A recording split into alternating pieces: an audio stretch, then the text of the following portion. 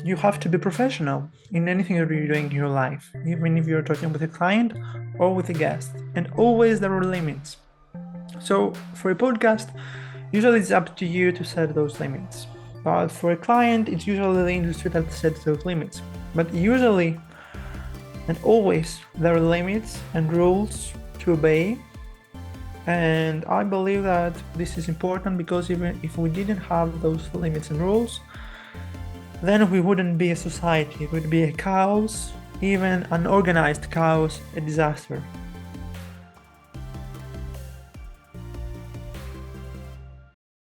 Hey everyone, welcome to another episode of the Oh My Curry Goodness podcast. I am your host, Hamza Islam, and on each episode of this podcast, I talk to GenZers across different industries about their story and the experiences that have shaped them into who they are today. I created this podcast because I want to know what it's like to be another person. I want to know what it means to be a human being from the perspective of the guest. Because while many people are capable of doing great things, and we have seen that so many times, especially around GenZers, it's more important to know who's making the curry. I know the podcast is called Oh My Curry Goodness, so I just had to use that term. But who's the person behind all the success and what is their personal story? And I want to create a podcast that allows it to be as humane as possible because we need to focus more on what people are rather than what they're known for. Every one of us are human beings with a story that contains good and bad experiences. So let's hear them out and see what it means to be a human being from their perspective. And I hope you guys continue the emphasize the importance of having an open mind because we don't know what other people are going through. And I hope that by listening to people's stories, you can take a few things away that can help you, maybe inspire you in your personal journey. So I hope you continue to check back each and every week to learn from incredible Gen Zers. Now, this week, I'm speaking to one of my favorite podcasters in Vasilis Skarleas, who is the host of the Gen Zers to Rise podcast, which is a podcast that hosts or that interviews people from around the world who are of the Gen Z generation who are doing incredible things, whether that's in politics, entrepreneurship, and activism, and more. I am very excited because I've listened to his episodes in the past, so it's always great to connect with fellow podcasters. So, Vasilis, thank you so much for joining. Oh my curry goodness. Thank you so much for having me here, Hamza. It's my pleasure to be here. Of course. Thank you so much for joining. I know that you were someone once I heard about your podcast, I immediately thought I'd love to have you on. So I'm really glad we got to make this happen. And one another thing, I know we love podcasting, but one thing that I you and I have in common is your passion for STEM. And I really want to start there before we talk about this podcasting journey because I remember when we first connected, you told me some of the challenges you had personally, even though you had them, here you are still producing episodes. I want to talk about STEM and and more importantly, and I don't know about other fields, so I know maybe there's going to be some bias towards this. STEM is a really weird field in the sense that it has a great final product, but a ugly journey because STEM has a lot of trial and error. You try this fails, and it's a difficult field, but it's one that's rewarding. From your perspective, tell me what you like the most about being in the STEM field. And judging by what we've talked about, what I said already about how STEM is a difficult yet rewarding process, how did you know that even with the difficult challenges that STEM comes with, that it was the right field for you? Sure. So to begin with, I believe that people are afraid to fail, actually. And as you said, STEM is a trial and error process. So in order to be capable to get into the STEM, you have to be very, very patient. And apart from that, also you have, to be someone that likes to be a problem solver. Otherwise, STEM doesn't actually exist because STEM exists to solve problems, to create solutions on the problems, and to respond to questions that engineers or other people have asked for. So, my perspective and why I was interested in the first place on STEM was literally because, since a very young age, I was trying to just make some robots with small Legos, and there was the EV3 edition and the NX edition from Lego where they introduced some STEM education stuff, if you want. And this was my first, connection with STEM. But apart from that, I believe that what really inspired me in the first place was the fact that I was free to create things, to try things, to fail on things, and in the end find a solution on things. And apart from that, like different, and apart from different, experiences in my life, like my participation on the World Robotics Olympiad was something that made me feel, okay, so what we can make a real robot, so how I can make a real robot.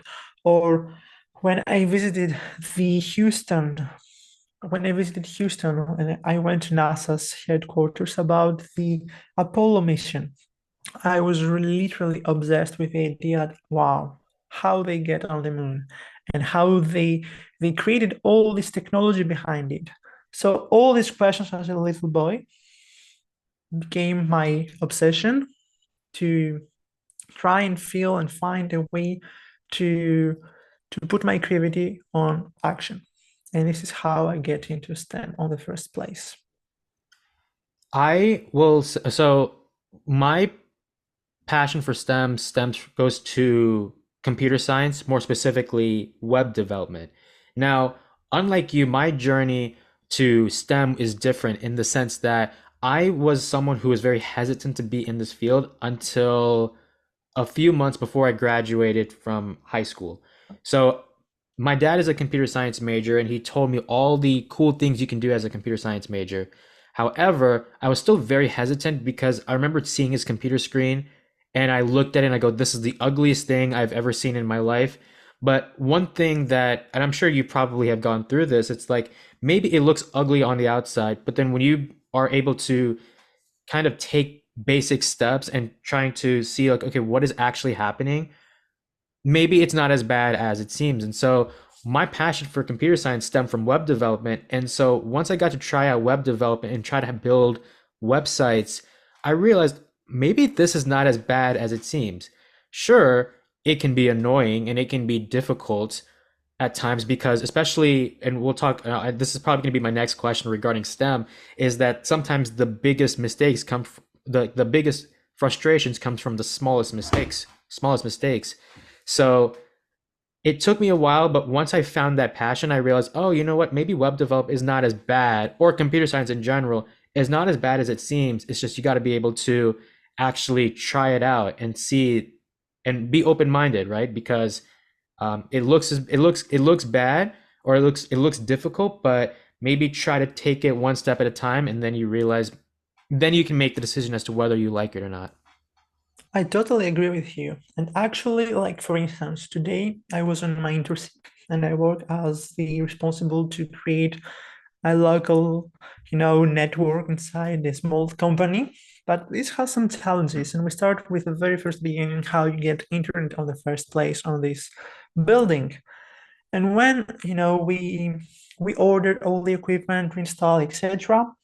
I tried this, like I did many, calculations how we can go and put this in action, and I implemented everything, and everything worked perfectly fine. And then today I said, okay, now that everything works, why just don't compact everything and put them inside a rack so that it's not visible to anyone? And while I was doing that, I was curious about the idea, all right, everything in this building is connected through internet or Ethernet or Wi-Fi, including the phones. And then I said, okay, let's connect the phones inside the switcher instead directly to the router, for instance. That's a scenario, that's a case, to see what's going on. Because I was curious to see if this is going to work. And in the end, it was working perfectly fine. But I found out that there was no connection at all. Like we could call everyone, we could do everything inside the building, but we couldn't, communicate with anybody outside the building. And that was really frustrating because I said, okay, what's the difference? Clearly there is a difference, but since this is not my major, like I'm not majoring in networking and this type of computer science, I was like, okay, let's put this everything back like it was before I changed this, and everything started working fine. What I want to say with that is that someone said to me one day that you have to get into different things. You have to try different things. And you have to trust that somehow these things will end to a great, solution. And if this doesn't happen, no problem at all. Just try again and try again. Maybe you will fail. That's fine. And maybe you will succeed and you will learn something in the process. And this is what it matters for me. I love that. And here's the thing. One thing that I will say can be sometimes frustrating as a computer science major is obviously there will be times where and I know that people listening may not be computer science majors, but hear me out before anyone decides to turn this off. I would say there are times where you feel like you have everything right. The code, like everything from like you declared a variable, or actually that could be a small issue. You may have declared a variable, maybe all your syntax is right, but there's always something missing. And I guess it depends on different programming languages. I know, for example, like Java, I think you need a semicolon after the end of each statement. If you don't, that's an error. Some programming languages like Java want you to declare a variable. So if you're using an integer, you have to make sure you use int. It's very easy to forget that, especially if you work with different programming languages and your code messes up and you might go, but I feel like I've done everything right. And then you see the one small thing and you get so angry. I actually want to know, and this is such a really weird question. I'm going to ask it anyway because I still think it's relatable. But if you were to treat STEM as a real human being, like let's say there's someone named STEM Engineering. I don't know, that's a terrible name, but you can bear with me on this. If Yeah. STEM was a real person, how would you view like what how would you character if STEM was a person, what how would you describe this person? Because I feel like, and here's why I'm saying it's so weird, but I feel like STEM is like that. I mean, I'm not married, and I'm assuming you're not married, but I often feel like STEM can be like your spouse in a way because I've noticed especially if you watch TV shows or movies or whatever, you often see a couple sometimes arguing about the smallest of things. And STEM is in a really weird way similar to that, where you can be really upset. Sometimes you feel like you want to throw your computer out the window because it's the smallest of mistakes that end up giving you the biggest frustrations. So I know that's really weird. And sometimes I feel like quote unquote cheating, where it's like, okay, STEM, we're done. Psychology, you look really interesting. Or philosophy, you look really interesting as well. I know that's creepy. I'm not trying to make it like that, but do you kind of feel that sense of like it's almost like your spouse in a way where you can, Hmm. in a really weird way, get in, have like a big frustration over something so small or like, for no reason? That's a great question, actually. And I have to tell you that I was, thinking about that in a very different way. For instance, there are different majors, philosophy, literature, letters, advocacy, for instance. Everything is difficult to their extent, to their level. The same goes for computer science, engineering, medicine, etc. However, there are different goals for the different, studies and majors that you're going to choose.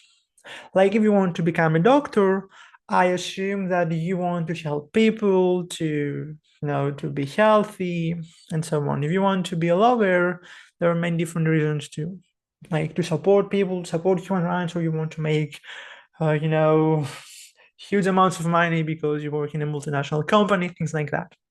Or if you're into philosophy, you're interested more about the spirit of the humans. On the other hand, if you are on computer science and engineering, you love to build things. But here is a catch. Everything around us, everything that we use, where we live, where we work, everything are based and created according to the rules and the details that engineers have coded somewhere and they are built from engineers or computer science major if we're talking about Zoom, for instance, like we're using to talk right now and record this conversation. So everybody that is majoring in those fields that they are responsible for everything else, actually in our mindset makes it, oh my God, this person is really, really, intelligent or someone different because he has a different perspective on how things work and are built. This is my personal experience right here. I'm majoring in robotics engineering, and we are doing some modelization courses. And now that I have, the knowledge about what's going on behind the scenes, everything that I see around me on the street, like a bike, I'm just starting to visualizing how I'm going to make this on CAD, how I'm going to design this if I wanted to replicate this. So to get back into your question, imagining STEM as a person, I believe is exactly the same person as all the other persons, anybody else measuring in anything else. But instead of being only a user, he's only the creator. He's as well the creator or the inventor of something. And nowadays, like the technology, information, everything is so quickly, responded and transferred across the world with globalization and things like that. STEM isn't only a user as a person, but it's also someone that has deep knowledge on things. And being someone that has deep knowledge on things actually makes you to be in a more favorite position to understand things and maybe prevent your your ego to stuck on something. Like it's unlikely possible to find someone that's majoring computer science to be stuck in a computer because he knows like how painful this can be and that he won't find the problem if he doesn't rest for some amount of time. But that's not the case for anyone else, for instance. That's an example. For sure. And here's the thing. I know I joke about this, about seeing it as marriage and sometimes seeing other fields as interesting. At the end of the day, I still enjoy what I do. I love web development. I if my favorite soccer team were to hire me, I would 100% go for building their website because I just love building websites so much. I haven't done it as much as I wanted to, but it's still something that I'm really passionate about. Now, before we actually go into GenZers to Rise, your podcast, I am curious to know because I asked this question quite a lot to the people to my guests, which is when you look at some of the things that you're passionate about, if let's use STEM as an example, if someone were to take STEM away from you, Hmm. knowing that it's something that you're really passionate about, and because of the reasons why you're so passionate about it, if someone were to take that out of you, what would you lose in this case? Because you don't just lose STEM, you lose something much more meaningful or deeper that only you would understand and no one else. Mm-hmm. That's a really interesting question, and I've never think about that before. However, what I believe in this situation is that probably you will lose your passion, but passion isn't something that is static. For me, it's dynamic. You can find different passions in your life because I believe that different passions are actually they are the things that we consider we are good at. Like if we say that STEM is your passion, it's because you understand STEM, you know how to build things, or you learn how to build things, and this is why it's your passion. So it's easy for you to understand. It's more approachable if you want. So I believe that removing STEM from my life, I would lose part of my passion in this specific period of time, but I strongly believe that I will find another passion. On the other hand, if we talk about the real STEM, like the real science, I believe that this could be catastrophic for me because this means that I will delete everything that I know about how things work, being controlled, like literally anything that makes me interested in this. Attention, passion and interest is totally different things. Passion is something that you love, like we want to get into this. Interest, on the other hand, makes our personality, makes us unique. So if you lose your interest on someone or on something, Actually, it's like losing yourself, losing control, and it's like being burned out, but here in a more direct sense, like you're literally burned out. You don't know what makes you good, feeling good. You don't know what makes you happy, what makes you sad. And so, in order to find this balance again in your life, I believe that this is going to be much more painful, especially, if you also remove any, contact or friends that you had from this STEM field, because this is the scenario that you described, leaving nothing from STEM in your life. So either you will lose your passion and you'll find another passion, either you will lose your interest. And this is going to be a really difficult situation to balance and find another interest in your life for me. I find the fact that you said that there's a difference between passion and interest, and I used to think they were the same thing, but I really appreciate you differentiating these two because I used to think they were the same, but now I realize, yeah, you are right in the sense that they are different in one way or another.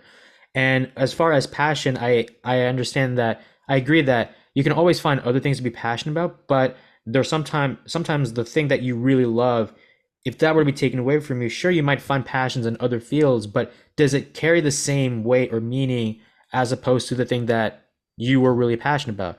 If you lose STEM, sure you could find passion in other things or other fields, but there's a pretty good chance that that thing that you're pursuing may not have that same level of love or passion or interest as you did with STEM. So I really appreciate you saying that. And I hope that that day never happens. I hope you don't wake up one day and you go, I'm done with STEM. I hope that's still continuing on because obviously you love it so much.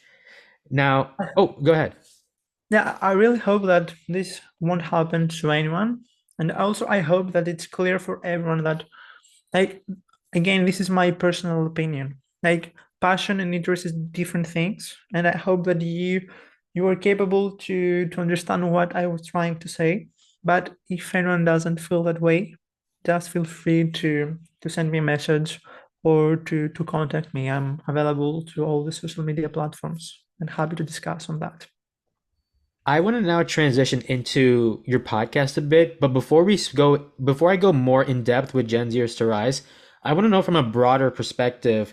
Let's pretend you're creating a Venn diagram. So on one circle, there's engineering, another circle is podcasting, and then there's always that thing in the middle where the two things have in common. From the outside, podcasting and engineering are different, unless you're creating a podcast about engineering, About then I guess that's engineering. similar. But from a broad perspective, tell me a bit about what engineering and podcasting have in common from your personal experiences. Because I know like we talked about engineering, but obviously Yeah. podcasting is another thing that you are passionate about as well. Well, I'm really interested in that because when people ask me what you're going to do after you graduate from, college, from university, how we call it here in Europe, well, I'm trying to explain to them that I don't like to be in a job, that I will have a routine or a schedule. I want to be capable to communicate with people, and the best, way to do this is to be an installation engineer, like someone that goes to a client and installs, machines or, the equipment that they ordered. And this situation somehow has a connection with podcasting because podcasting is exactly the same thing. You're interested in something, you don't like the schedule, you don't like to be on the same place on the same time, and you like to communicate, to be socialized. So podcasting literally offers to be on different conversation with different people in many different times, hours, or places, thanks to the internet nowadays.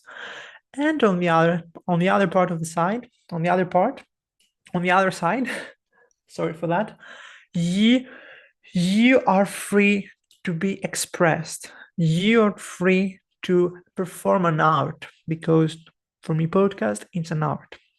It's something like you're making music, you have editing to do, you have you have problems to solve, you have a conversation to prepare, you have to be prepared in general. You have to do your research, make your questions. It's not like you wake up one day and you say, yes, let's go have a conversation about what's the difference between blockchain and AI. No, you can't do that. You can't comment on things that you don't know. So there is a preparation, and that's exactly the same for engineering. You have to be prepared, you have to know your course, you have to know your client, their demands. But the only difference that I found is that something it's not exactly the same when we come to, uh, content promotion. Like when you create something for a client, there is confidentiality. Like, while on the other hand, for the podcast, there isn't confidentiality at all. It's created for the public. It's for you, for everyone that's listening right now. Podcasting is a frustrating tool at times because you do need to prepare. And I remember because I was on your podcast a few months back, and I loved the questions you asked, and you're someone that I could tell you put a lot of time and effort to make sure that the conversations were best as possible. And I totally agree that, and I don't think it's just in engineering, I think it's just any field in general. You have to come prepared because if you don't go, then there's a good chance that you're going to fail the experiment, test, simulation, whatever that may be. Or in podcasting case, you're not going to make the conversation as great as possible, and you're probably going to be asking questions that people have already answered in the past. So there is a level of preparation, and the fact that you want to be, you use the word, you can be free to express.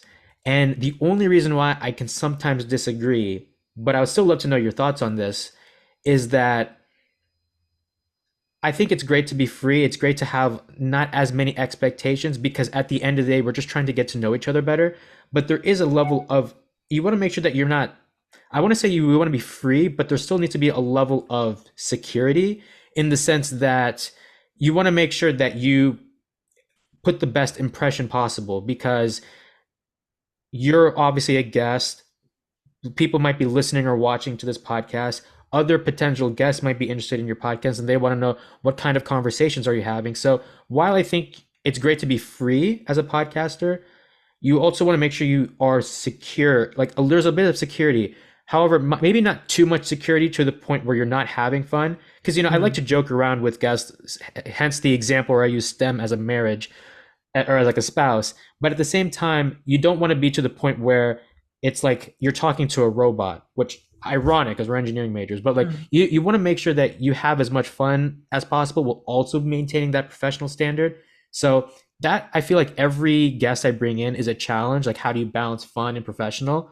But I also agree with the fact that you want to express yourself.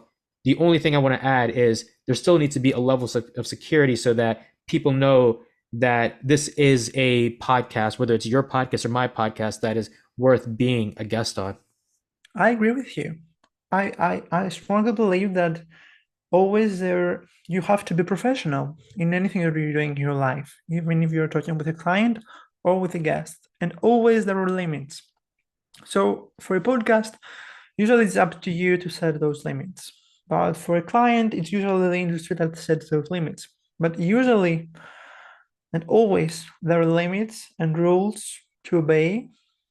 And I believe that this is important because even if we didn't have those limits and rules, then we wouldn't be a society. It would be a chaos, even an organized chaos, a disaster.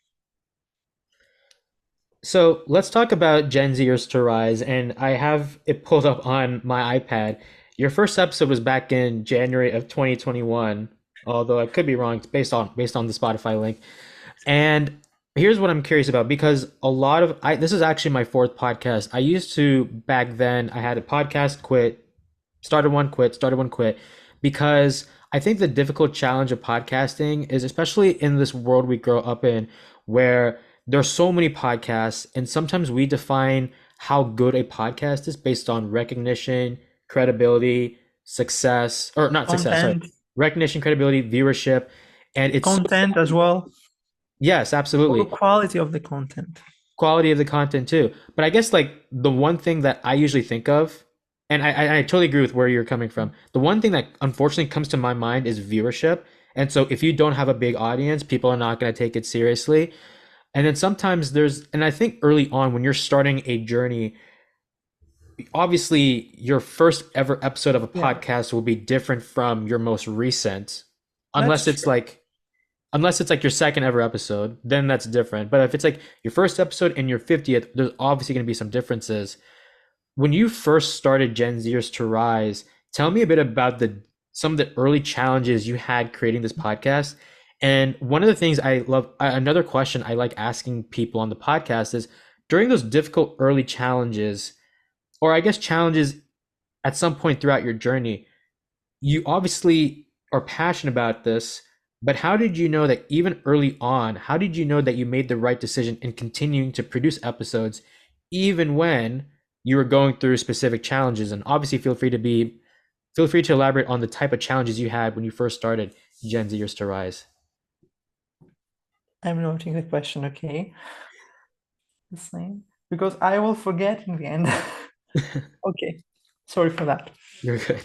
Because I'm not natural in English, so I'm noting down. Otherwise, I will forget. All right. So when we started this podcast back in 2021, one of the challenges was, is this really a thing that we want to try out? So before I'm getting into this subject, I want just to give you some information about the background of what the GenZers Twice podcast was and what it is today. The GenZers Twice podcast used to be the podcast of the Changemaker Z organization. And Changemaker Z was a non-profit student initiative based in San Jose, California, having a global and international, audience. And their goal was to interview young entrepreneurs about how they succeeded. And this was the general goal of the organization, and it was founded by Saloni Nayak. I was part of this organization as part of their marketing team. And the story that how I get into this organization is really, really interesting, but it's for another time. And at the moment that we decided to start the podcast was in November 2020. And it was during the COVID-19 pandemic. It was the first pandemic, it was the first lockdown actually. And we were trying to find ways to make people be interested on the content without abandoning us because school was online, work was online, everything was like through a computer or a tablet. So literally 24 hours per day, you're listening or reading, you're viewing or reading something on a screen. And at that time, we said that the best way to keep people interested on the content without being, frustrated trying to get into the content was to make something more, easy to be accessed. And that was at the moment something that will be audio only. And podcast, was text on every boxes. So this is how we get into the idea of creating a podcast. However, we were missing a very important piece of information that was what's going to be the subject. Who are we going to interview? Which are the goals?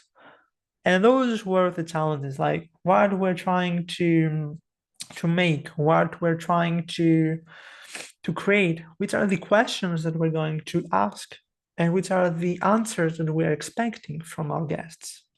Those were the real challenges for the podcast. And those challenges have really changed what the podcast is today and how it was revolutionized during the different seasons that we produced. One thing that you said, and I find this interesting, is how you get into the idea that you keep create content, but you're not sure if people are going to like it. And that's true.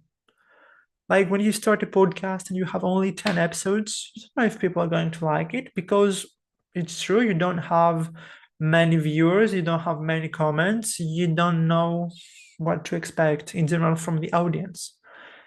And I find really difficult the fact for podcasters to be alone in a jungle with all the other podcasts that exist on the world. And the competition is huge actually. Like here is to take the decision. Do you want to have a podcast just for the experience? Do you want to have a podcast because you're serious and you want to have real conversation? Or do you want to have a podcast because you want, I don't know, you've believed that you're going to become famous like a YouTuber and want to create, a huge profit from that because there are podcasts that makes huge profits from those advertisements and product placements, for instance.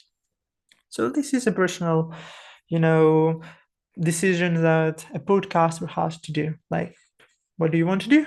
Which are your objectives? Which are your goals? For us, was to have a real conversation with people, to be capable to communicate information and stories that we found interesting at the moment. And this was all about Gen Z. So in the end, challenges were the content, the audience, the timing, and the subject. And the solutions were comments, data, the way to communicate, and of course, the personal perspective, this personal objectives of the podcasters or of the podcaster if it's a single host on the podcast. Yeah, thank you so much for being able to share your experiences with how Gen Zers to Rise came to be. And I will say, from my personal experience, I started this idea of podcasting because someone told me about it in August of 2020, but I didn't know much about podcasting because I thought it was just let's talk to people. And then I realized later on, and you obviously brought this up, you got to have some sort of a plan. And even when starting Oh My Curry Goodness, I still thought that the only way to make this podcast succeed is to ask better questions, have better conversations. And then as I continued on, I realized, okay, I got to plan how to communicate with other people in terms of here's why I think this podcast is beneficial to you or beneficial to people. The timing needs to be right. The episode titles and descriptions need to be right. So there's all these things that come into mind when it comes to podcasting that I did not realize at the time, but I'm glad I'm learning it along the way. And now it's weird because I know I interview people about their personal journey, but in a unique way, I am kind of going through my personal journey where I'm kind of sharing you, okay, I'm starting out with not that many views. I'm still in that journey, but I hope at some point I'm able to get to that end goal. Now, we did talk about, you mentioned like the challenges you had with the podcast. I would love to know, I guess, personal challenges or like I guess the best way to describe this is I'll use me for example. I took a break from producing any episodes because I wanted to take that time to really, in sports terms, watch the tape in the sense that I would go through all of my previous episodes, document what were some things that I really enjoyed from my conversations, what were some things that I messed up on, whether it's eye contact or not, or using filler words like but, Mhm. like.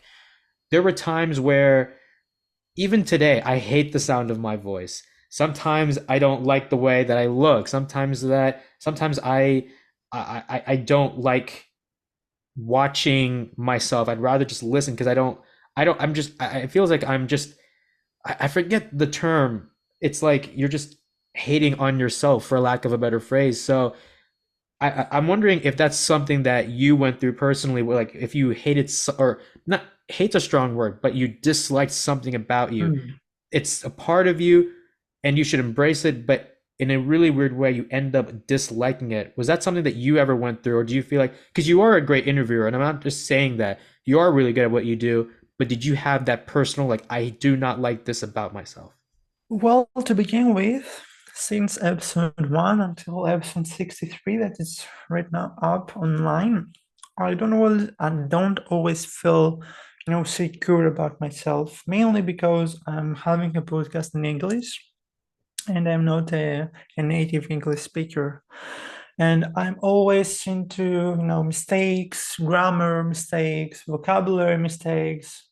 I can't understand everything that someone's going to say. In the beginning, then we had, also native English speakers on the podcast for interviews. And I was, the only one not being a native speaker.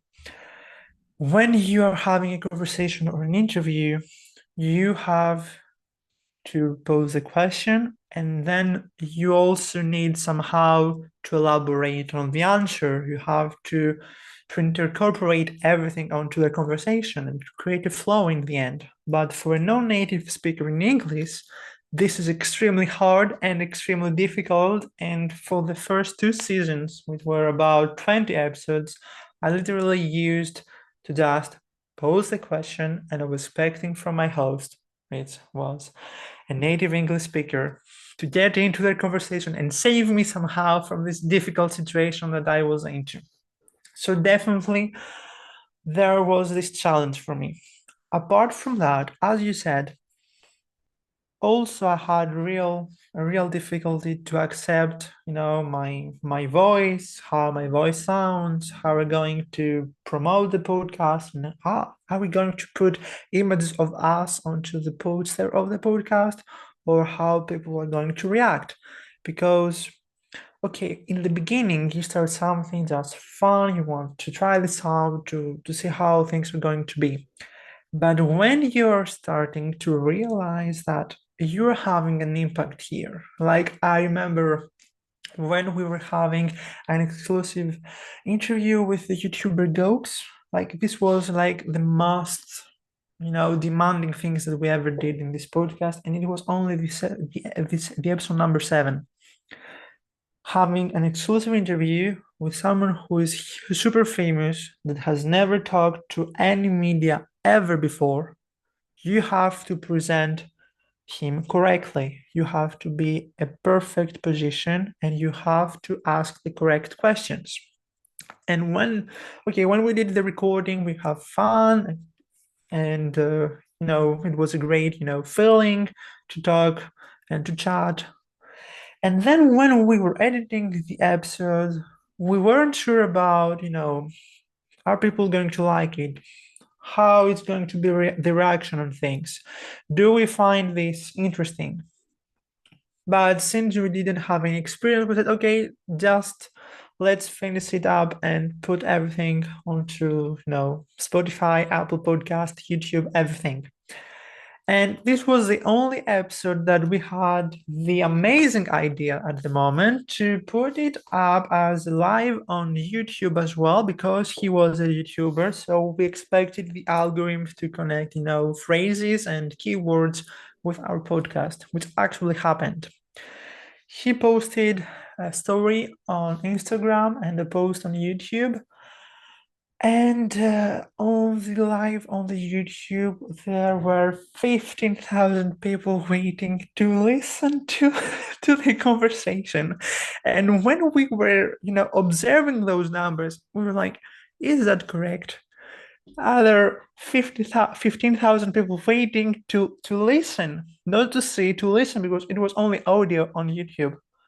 This thing, and there was a chat that was it was literally the madness. People went, okay, let's go, Gox, things like that. Like, what's going on here? Is this real or not? Like I was panicked because I wasn't sure about the content. I wasn't sure about me, myself. And that was a huge step, I would say. In the end, since also I wasn't experienced at all with YouTube, when the live was over, we deleted the content. So we don't have, any existence of what happened on this, live streaming. But we have all the records of what happened the next 48 hours after the release of the episode.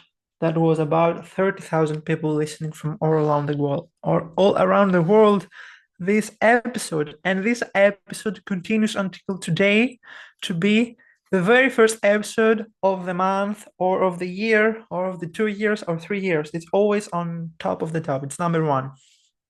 And I believe that this is the reason why the podcast started to be recognized on different, searches on the podcast platforms, because approximately 90% of our listeners are coming from organic search, meaning that even if we're paying for advertisement, there is no interest at all of that, because people are finding us. It's not that we are finding them. So here there is a huge question. Should we always be planned or be prepared? The answer for me is I don't know. However, you should always be yourself. You should always trust yourself. And in case that you get into the idea to be public, you have to accept that there will be positive and negative comments. Because from all these 30,000 people on the streaming platforms and the 15,000 people on YouTube for this episode, with Ghosts, episode number 7, that happened in only 48 hours since the release of the episode. There were, many good things, like many good comments, but also many negative comments. And at that point, like we, me, Saloni, and Kennedy, that were doing the conversation, the hosts, would say, okay, this is it. We finished up. We won't do this anything. We won't do this again because like people don't like it or hate us. You understand? Like you're not sure, you're uncertain, and in the end, is it really worth it? For us, we said, okay, we don't care. We continue to move on because this was an experiment for us, and it wasn't like our job. Like we wouldn't expect to make a profit from it, from the podcast in general. But after about 10 or 15 episodes, we saw a potential because at that point, people were really interested on the content. So this means that we had real feedback, people sending us messages saying, oh, this would be interesting to host this person or have this conversation or get into this subject.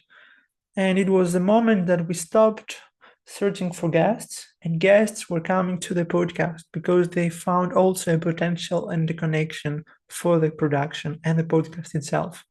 And at this point, you say, this is interesting. This is something that we have to invest time from our lives. We have to get it right.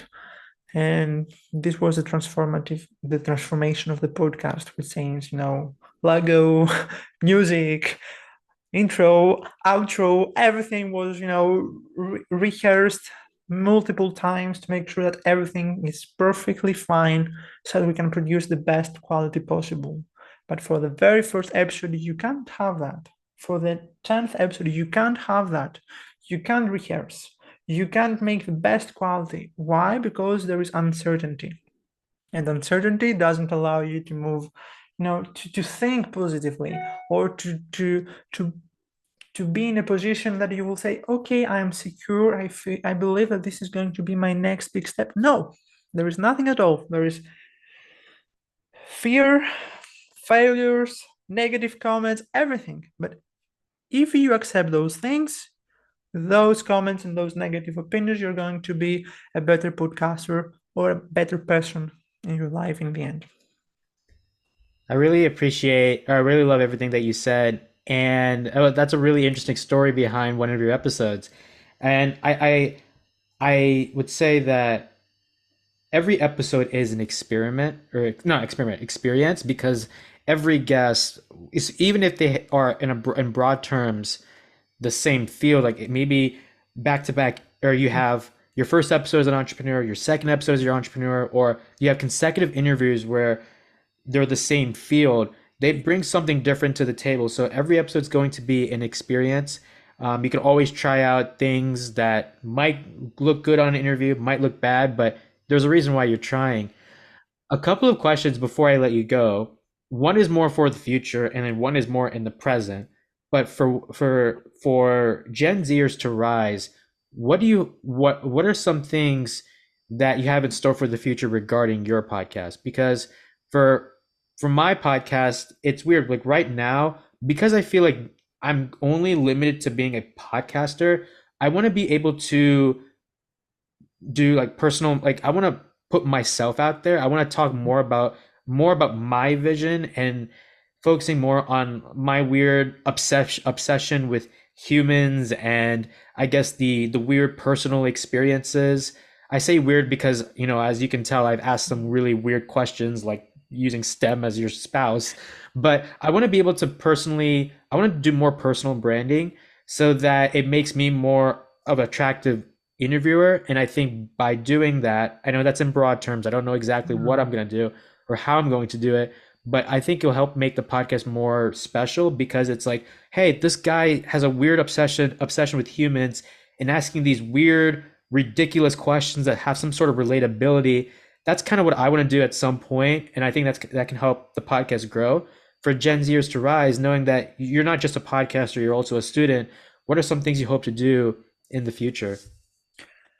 Well, I believe that what you're trying to say right here is that you want to be a podcaster and a public speaker on the same time. However, personally, I believe that being a public speaker is totally different from being a podcaster. Being a podcaster means that you're in the position that you transfer the information to a specific public or audience, while being a public speaker makes you someone that has mastered those information and you share them to a specific audience or public. I believe, and I believe for me that this was also my personal, approach. That when I saw the potential on the podcast, like for instance, I saw that my English were improved. I was capable in the end to have a real conversation with people, to stop being afraid of what people will say about my English or what my friends will say about the content, for instance. I said, okay, there is a potential here. And when I saw the potential, I was really interested, like you, to see how I can put me out there, how I can put my name on things, if you want.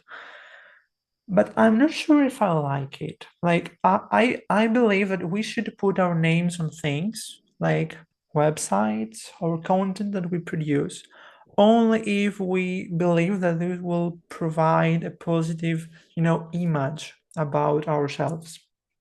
This is important because even if I want to be, real, I have I want to share my real image with people. Like I don't want to be, a function. Like I was really successful without having any difficulties. No, this doesn't exist.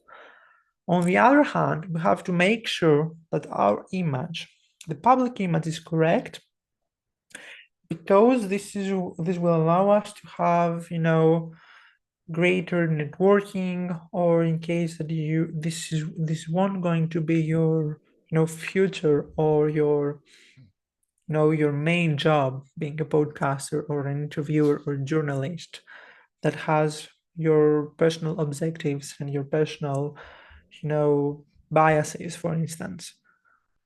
Being in front of an HR recruiter and having also a public image that doesn't also have the best impact about, a company, like it doesn't respond exactly what they want, because it's 100% sure that they're going to search online. You have to make sure that the image that you provide is correct and it's neutral. So this is what I'm trying to do. I create content and I create podcasts about the themes and the subjects that I care about. But on the other hand, I put my name on things that I believe that will allow me to have the best networking possibilities and at the same time won't make me regret for sharing any information that shouldn't be there on the first place. So we have to be very delicate about how we're going to share things online because errors happen. I have a friend that wants to to have a career in music, and he published things on the past on Instagram that they are deleted right now. However, somehow people found them from somewhere, we don't know how. And so this, dissolves the image that people have right now because they have posted this content again online, and this doesn't makes him feel good actually, because it was another period of his life, and now it's another period of his life, and he doesn't like the fact that people are connecting those moments of his life. This is my personal point of view. You have to be very, very precise about how you share content online, and you have to make sure that this is your real image without anything excessive, without anything too much. It has to be you and only you. Also, you asked me about the idea of preserving things, like to be the one that's going to present things, to be mastered, to be the master on things, like being a public speaker. I want to be a public speaker. And I think that the best way to arrive to that is I want to be a public speaker. And I believe that the best way to arrive to this step is to be a mentor first. Being a mentor to someone allows you to have a direct conversation with people, with a person, in our case, and to try understand and really figure out what is going to make you being a unique public speaker. Because there are many people creating podcasts, as you said, there are many people creating content, there are many public speakers, but there are so many, and for you to be unique, you have to make sure that you have found what makes you, the new person, the someone that no one has listened before. And then you have to work on that and make the image of this public speaker. Being a public speaker is a great opportunity because it allows you to be free on speech, to make you elaborate really quickly, to answer questions really quickly. But you need many, many skills. I don't know if I have the skills. I have, the vision that I want to be a public speaker. I like when I was younger, remember that like teachers and professors were asking us to do, some research to find things. And they were proposing, let's get into TED.com and find a conversation or a conference and figure something out. And the question from the professor was, do you know what TED is? No one was aware that there was TED.com or the TEDx or anything like that. And I was the only one in my class at the moment that was, into the idea what is a public speaker, what is a conference, how we prepare, what we present. And actually, right now, I'm in the process of creating, a subject about a TEDx speak, which is about the depolarized conversations as a solution to polarized problems. But this is it. Like, if you're interested in this, being a public speaker or being public in general, you have to make sure that the image and the content aligns with you and with your perspectives on life. I find it really interesting where you talk about how if you want to be a public speaker, you want to go into the mentoring space because public speaking, there's so many people you can talk to, but in order to develop that connection or develop that audience reach, you got to start small. So I really appreciate that suggestion, and I think it's really true.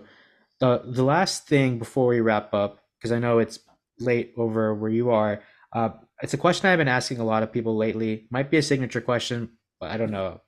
But leading towards it because I like it so much. Obviously, you've had your challenges in the past. You've been open about the fact that you your accent was a I don't want to call it a challenge, but it was something that you had an up and down experience with. And I'm sure Mm. you have challenges even now. Yeah, you've had some successes, but there's always going to be that success challenge journey as we continue on with our personal journeys. But as of right now, what would you say is the hardest thing? And this is a philosophical question, but what would you say is the hardest thing about being Vasilis? Hmm. Let me think about it a moment. Oh my God. All right. I believe that the hardest thing for me is to stop being an egoist. Like, usually when I was really younger, when we were having conversation about something, when I was expressing my opinion on something, I was saying like I wouldn't accept that there is any other opinion. Like I would say that this is correct, this is like, you know, correct, this is what you have to do. Like I can't listen to anything else. But being, this type of person doesn't allow you to be part of a team, doesn't allow you to communicate or to be socialized. So having the podcast and the conversations with different people around the world, this really helped me to be more socialized, to to solve my problem about my opinions. Like, okay, let's listen to that. This is interesting. I had another interest. I had another perspective, but this makes me feel more secure right now about what I was thinking in the first place when we started the conversation, or this makes me feel that I had the wrong opinion in the beginning of the conversation. So, like, this makes me a more intellectual person. And at the same time, it allowed me to become me, like to become someone that is capable to communicate and to be part of a team. And today, if someone like, okay, we have to be a team to have a project like at the university, like I don't have any problem at all. If you were asking me this question like 3 years ago, I would say, I prefer to do this myself. I don't want to mess up with people because I don't know how they're going to react or if they're going to work. Like today, I don't care. Like I know how to measure people. I know how to react in different, you know, situations.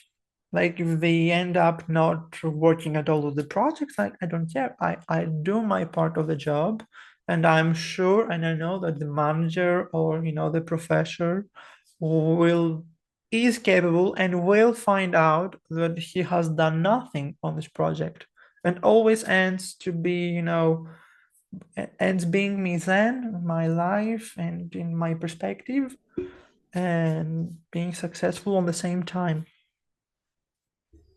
I really appreciate you for opening up about what's the most difficult thing about you or currently.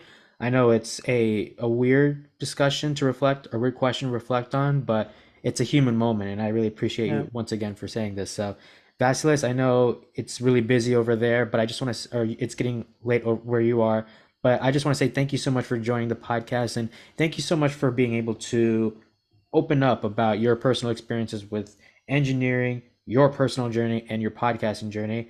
I wish you nothing but the best, and I'll continue to listen to more episodes of GenZers to Rise. And more importantly, throughout all the success, I hope we get to meet in person one day. Thank you very much for having me, Hamza. It was an amazing experience, and I hope that I made everyone feel more secure about their decisions.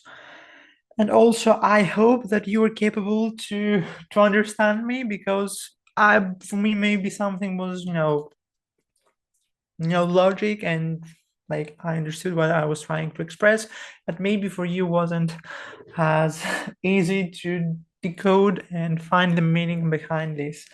Anyways, thank you so much for having me. It was my pleasure to be on this podcast, and I hope to meet you one day in person.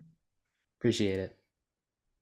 Thank you guys so much for listening to this episode. If you guys like what you saw, be sure to subscribe to this podcast on Apple Podcasts, Spotify, wherever you get your podcasts. You can also follow us on Instagram at the OMCG Podcast for more information on guests, preview clips, and more. Please continue to support this podcast in the future, and I can't wait to see you guys in the next episode.